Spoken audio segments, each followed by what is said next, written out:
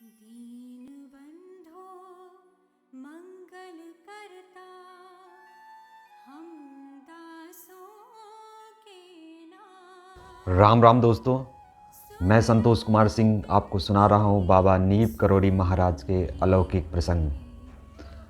अलौकिक प्रसंग की आज की श्रृंखला में हम यह जानेंगे कि इस भारत भूमि के सनातन धर्म में जितने भी सिद्ध संत हुए, उनकी सिद्धियाँ कुछ भी कर सकती हैं। इस भारत भूमि की धरती पर बाबा नीप करोड़ी महाराज एक ऐसे सिद्ध संत हुए जिन्होंने कभी भी अपनी सिद्धियों का प्रदर्शन ख्याति प्राप्त करने के लिए नहीं किया। वे सदैव उन सिद्धियों का प्रयोग अप्रत्यक्ष रूप से जन कल्याण के लिए करते, लेकिन कभी कभी ऐसे दैवीय स्वरूप ऐसी चमत्कारिक लीलाएं कर देते हैं जिनको देखकर या सुनकर हम भक्त यह जान पाते हैं कि वे उच्च कोटि के सिद्ध संत रहे।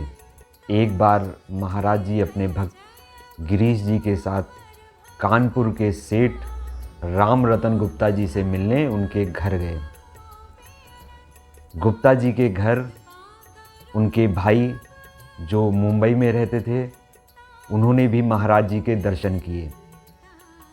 वे महाराज जी से बहुत प्रभावित होते हैं और महाराज जी को अपने मुंबई घर आमंत्रित करते हैं। कुछ समय बाद ऐसा संयोग बना कि महाराज जी दक्षिण भारत की यात्रा पे जा रहे थे। इस यात्रा में उनके साथ श्री सिद्धि माँ, उनके पति श्री तुलाराम शाह, उनके बेटे रमेश और वे भक्त गिरीश भी साथ में थे।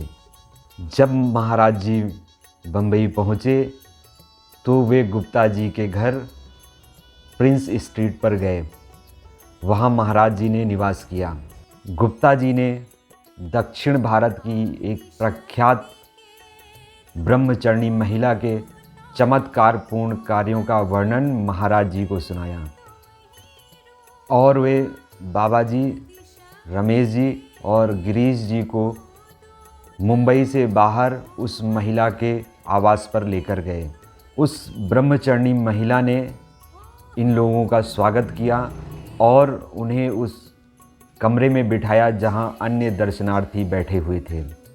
वह ब्रह्मचर्णी महिला, जिसके पास 2 कटोरे थे, एक कटोरे में रोली और दूसरे कटोरे में चंदन था। वह जिस भक्त के हाथ में रोली छोड़ती तो वह रोली चंदन बन जाता और जिस भक्त के हाथ में वह चंदन छोड़ती वह रोली बन जाता। गुप्ता जी ने उस ब्रह्मचर्णी महिला से आए हुए मेहमानों को प्रसाद देने का आग्रह किया। वह ब्रह्मचर्णी महिला आए हुए भक्तों को अपने हाथ से अष्ट धातु की मूर्तियाँ प्रकट करके भी प्रसाद स्वरूप देती। गुप्ता जी के आग्रह करने के बाद उसने गिरीश जी को दुर्गा जी की मूर्ति प्रकट करके प्रसाद स्वरूप दी। इसके बाद जब प्रसाद लेने की बारी रमेश जी की आने वाली थी तो रमेश जी मन ही मन महाराज जी से प्रार्थना करने लगे कि जब उनकी बारी आए तो उस ब्रह्मचर्णी महिला के हाथों मूर्ति प्रकट न हो। और ऐसा ही हुआ। जब रमेश जी की बारी आई तो वह ब्रह्मचर्णी महिला बेहोश होकर गिर गई।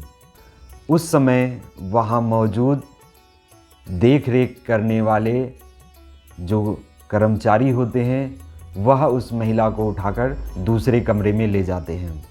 इधर रमेश जी ने घबराहट में सारी बात महाराज जी से बता दी। दूसरे कमरे में वह महिला कुछ समय आराम करने के पश्चात सचेत होकर वापस उस कमरे में आ जाती है जहां ये लोग बैठे हुए थे। जब वह ब्रह्मचर्णी महिला उस कमरे में आई तब महाराज जी ने रमेश जी से प्रसाद लेने के लिए बोला और इस बार उस महिला के हाथ में लक्ष्मी जी की मूर्ति प्रकट हुई, जिसे उस ब्रह्मचर्णी महिला ने रमेश जी को प्रसाद स्वरूप दिया। इसके साथ ही गुप्ता जी ने उस प्रख्यात ब्रह्मचर्णी महिला से महाराज जी को भी कुछ देने के लिए निवेदन किया। इस पर उस महिला ने शिव परिवार की मूर्ति प्रकट करते हुए महाराज जी को भेंट स्वरूप दी। इसके पश्चात सभी लोग वापस मुंबई आ गए। मुंबई वापस आने पर रमेश जी ने और गिरीश जी ने अपनी मूर्तियां बाबा जी को समर्पित करते हुए इस रहस्य को पूछा। महाराज जी ने उनके प्रश्न के जवाब में बहुत ज़्यादा कुछ न बोलते हुए सिर्फ इतना कहा, ऐसा हो जाता है। यह कहने के पश्चात उन्होंने उन तीनों मूर्तियों को श्री सिद्धि माँ की साड़ी के पल्लू से गांठ देकर बांध दिया। इसके बाद जब माँ ने अपने साड़ी के पल्लू का गांठ खोला तो उसमें इन 3 मूर्तियों के अलावा एक चौथी मूर्ति भी प्रकट हो गई थी जो श्री राम भगवान की थी।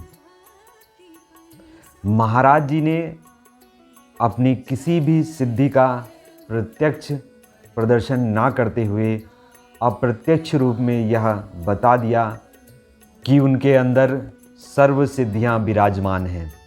हमारे महाराज जी तो उन सभी सिद्धियों से कहीं ऊपर विराजमान हैं। उनके इच्छा मात्र से प्रकृति उनका सारा कार्य कर देती है। उन्हें किसी प्रकार के सिद्धियों के प्रदर्शन की आवश्यकता नहीं है।